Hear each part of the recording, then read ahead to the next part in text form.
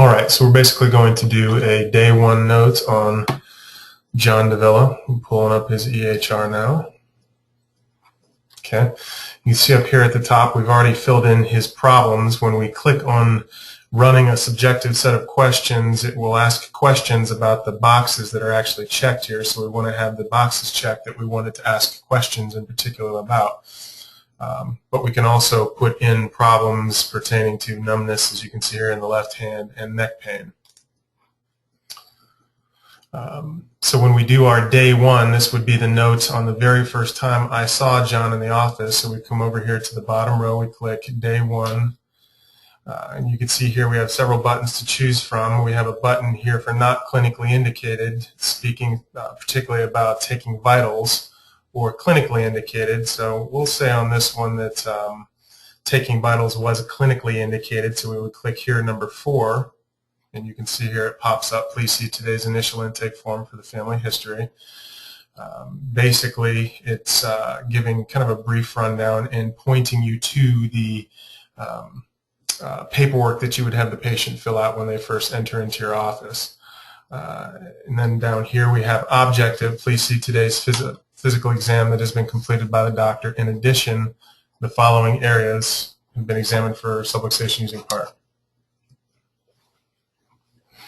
So here's what we got. We're going to hit the PART circle, and let's say on John that I found C1 to be a problem and C5 to be a problem. I go ahead and hit proceed, and it will bring up the PART for those two areas. We're going to do the same thing, let's say, for the thoracic spine. And it is something we should note here that we actually have two sections that we need to talk about. At the very top, we have our PART for major medical insurances, cash or Medicare, as you can see here at the top. And then the second section down here would be the PART for an auto accident, workers' comp, PI. So depending upon the case, you would choose the segment specifically for that particular situation. Since this is just a normal office visit, we will choose T1 and let's say T3 underneath the major med, cash, and Medicare. And then we'll proceed. And let's just say those were the two areas I was going over. We're going to come down here to X-ray, and let's say that I had decided to take X-rays because for postural reasons I would click the X-ray button, and then I'm going to move on to assessment. And let's say I do expect John to make a full recovery. I'll click the full recovery button, and we're going to come over here and click the OATS for our goals, and that was found to be 73.6. So I can click the manual adjust button. It will bring that up down here. I hit escape, and that will pop up behind the OATS. And then what I expect it to be, I can do the same thing, hit the manual adjust button. And let's say that I expect to have that drop down to 40. I can escape out of that, and that comes up there.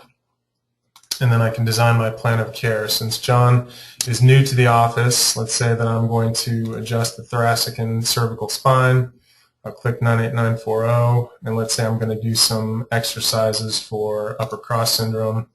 I can select that, proceed and exit, and now my plan of care comes up underneath that.